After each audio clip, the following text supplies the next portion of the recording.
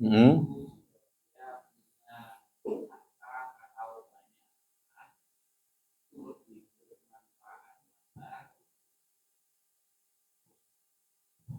Terima kasih Ustaz. Mau tanya ini untuk calon mayit ya. Jika dia itu punya harta atau mungkin banyak harta, itu lebih bermanfaat mana jika harta itu dihibahkan atau harta itu menjadi ahli waris.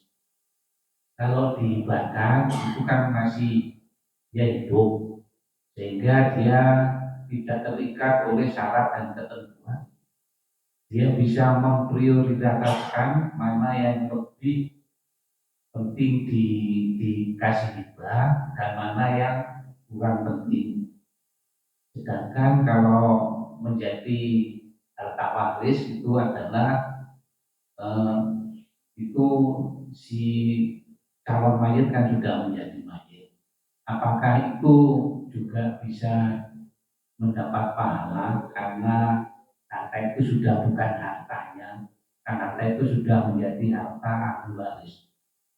Terima kasih Ustaz. Ya, kedua-duanya tidak ada kelebihan antara satu ya. Karena kalau misalnya dibagikan sebagai hibah misalnya, ya tergantung yang memanfaatkan. Apakah pemberian orang tuanya itu dimanfaatkan untuk kebaikan atau tidak? Di situ nilai manfaatnya nanti. Ya pemberiannya, hibahnya itu tetap ada pahalanya. Ya. Jadi tidak bisa ditetapkan, oh lebih baik warisan daripada hibah. Oh lebih baik hibah daripada warisan. Bisa keduanya, tapi jangan hibahkan seluruhnya. Pernah ada kasus Bapak Ibu, seorang ayah ibu menghibahkan seluruh hartanya pada anak-anak. Tapi rupanya anak-anak ini tidak birrul walidain. Tidak ada pandangan mereka untuk menjaga orang tuanya. Harapan orang tuanya setelah dihibahkan itu kan ada di antara mereka bergantian mengurus. Ternyata tidak ada. Akhirnya dia nggak punya harta lagi, mau mengurus dirinya. Ya, jadi hibah itu seperlunya saja. Karena kan Bapak Ibu masih hidup. Orang masih hidup kan butuh beribadah dengan harta juga kan. Setiap Jumat memberi masukkan kotak amal.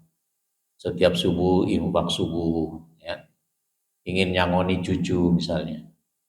Ingin bantu tetangga misalnya. Iuran RT misalnya. Ya. Jadi boleh hibah, tapi juga tetap ada pegangan bagi kita yang masih hidup ini untuk keperluan sehari-hari kita. Memang yang terbaik itu kalau sudah punya anak yang punya penghasilan sendiri, itu punya semacam eh, birrul walidain untuk memberikan orang tuanya tanpa diminta. Ya, jadi apalagi orang tuanya sudah tidak berpenghasilan misalnya, hanya mengandalkan anak-anaknya misalnya, itu tanpa diminta segera memperhatikan. Eh, karena sebesar apapun pemberian kita belum menyamai apa yang orang tua kita berikan sejak kita lahir, ya belum bisa menyamai.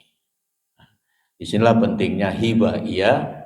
Nanti ada juga bagian warisan walaupun mungkin karena sudah diberikan hibah tidak banyak. Ya. Jangan ditumpuk untuk waris, jangan ditumpuk untuk hibah. Ya, bisa diambil kedua ibadah itu. Ada ibadah harta hibah dan warisan itu juga pahala yang pemilik warisan itu. Ya, bukan karena dia sudah meninggal nggak ada pahalanya karena hartanya sudah bukan milik dia, bukan. Ya itu tadi milik dia, terus Allah berikan, Allah yang memberikan kepada ahli warisnya. Jadi boleh hibah, boleh waris juga. Pernah dalam kasus Nabi itu, dia orang kaya, anaknya juga mapan, ya. Dia ingin memberikan wasiat itu karena anaknya sudah mapan lebih dari sepertiga, ya. Kata Nabi, sepertiga itu sudah banyak kalau kamu memberikan wasiat lebih dari sepertiga. Kan karena ahli waris nggak boleh dapat wasiat kan. Maksudnya wasiat tadi untuk kemaslahatan kaum muslimin. Kalau kamu wasiat sepertiga aja. Sepertiga itu banyak kata Nabi. Supaya 2/3-nya nanti untuk ahli warisnya. Jadi tetap penting memperhatikan siapa ahli waris supaya tidak tercecer, kata Nabi itu tercecer kemana-mana jadi peminta-minta karena dia tidak punya modal untuk melanjutkan hidupnya karena orang tuanya tidak memberikan warisan berupa harta. Memang warisan terbaik itu pendidikan. Saya kira itu, Pak. Wallahu a'lam. Ada lagi?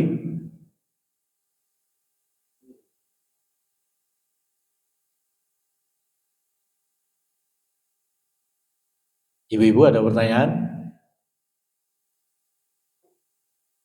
Ibu-ibu siap menerima warisan? Bapak siap menerima warisan? Berapa dari pasangannya kalau misalnya pasangan kita meninggal, berapa? Kalau punya anak 1/4, kalau tidak punya anak separuhnya. Jadi kalau pasangan kita, katakanlah suami, istrinya meninggalkan warisan 10 M, maka berapa bagian suami? 5 M, besar ya? 5 M. Baik, kalau tidak ada pertanyaan, kita sudah melalui 3 bahasan, 3 langkah. Siapa ahli waris? 1. Siapa di antara ahli waris itu yang ditetapkan bagiannya?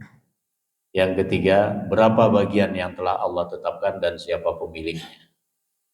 Selanjutnya kita akan membahas siapa yang tidak ditetapkan bagiannya yang disebut dengan asoba dan pembagian asobah.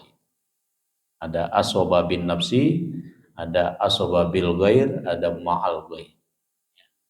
Saya kira itu minimal kita tidak seperti anak pesantren yang belajar sangat detail, paling tidak kita memahami hukum Allah yang ada dalam surat An-Nisa. Mudah-mudahan ada manfaatnya. Mari kita akhiri dengan kafaratul majlis. Subhanakallahumma wa bihamdika asyhadu an la ilaha illa anta astaghfiruka wa atubu ilaik. Assalamualaikum warahmatullahi wabarakatuh.